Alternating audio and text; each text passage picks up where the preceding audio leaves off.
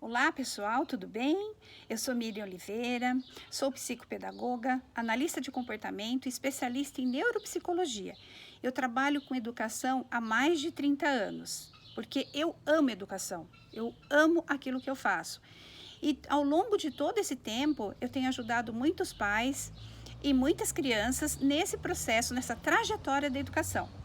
E eu tenho recebido várias dúvidas dos pais sobre a educação infantil, sobre o ensino remoto, e eu gostaria de aproveitar esse vídeo para esclarecer algumas dúvidas que os pais têm.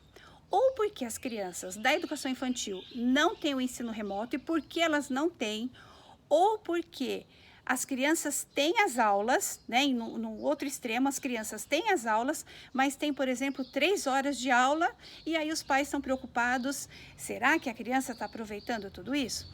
Então eu queria abordar com vocês 3 pontos que eu acho bastante relevantes para essa nossa reflexão. O primeiro ponto é que a concentração, que é essa nossa habilidade de ficar focado por muito tempo em uma atividade, ela depende de uma área do cérebro que se chama córtex pré-frontal. Essa área do cérebro, ela tem uma evolução muito lenta.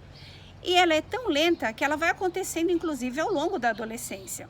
Então, por isso, para as crianças pequenas, ficar concentrado muito tempo em uma atividade é muito difícil, porque elas não têm ainda a maturação neurológica necessária para ficar concentrada por tanto tempo em uma atividade. Então, esse é um ponto.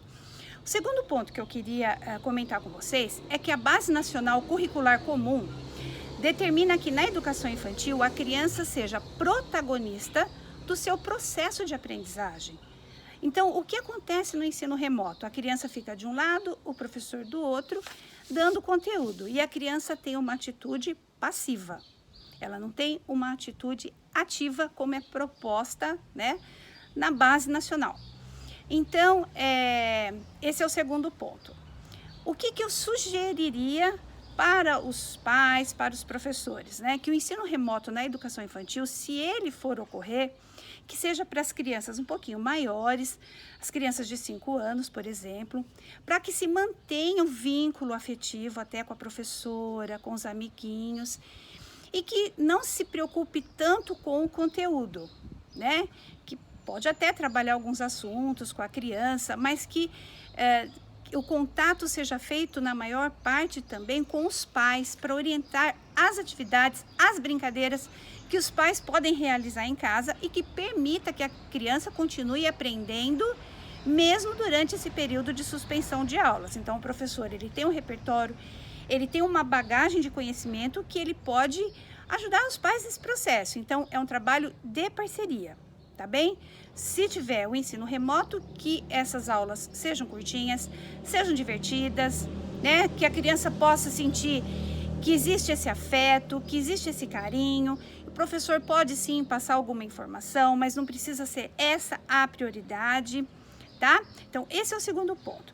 E o terceiro ponto, que eu acho assim também de grande relevância, é que a Sociedade Brasileira de Pediatria recomenda que as crianças de 2 a 5 anos tenham até 1 hora por dia nos recursos tecnológicos, né? Então, se, por exemplo, a criança já brinca com o celular, se ela já tem acesso a um joguinho no tablet, no computador ou no videogame, se ela já usa esse tempo, então aumentar esse tempo seria prejudicial para a criança. Então, por isso, essa questão de ficar 3 horas em aula remota na educação infantil é desconhecer totalmente todos esses critérios que eu elenquei para vocês. A maturação neurológica, a questão da Base Nacional Curricular e, por último, as recomendações da Sociedade Brasileira de Pediatria, tá bem? Então, vocês, pais, ficam assim mais esclarecidos, compreendendo melhor a questão do ensino remoto na educação infantil. Converse com a escola do filho de vocês, se for o caso de aulas excessivas, né? Conversem, tentem entrar em acordo para fazer um trabalho em parceria, que para o momento é o mais adequado, tá bem?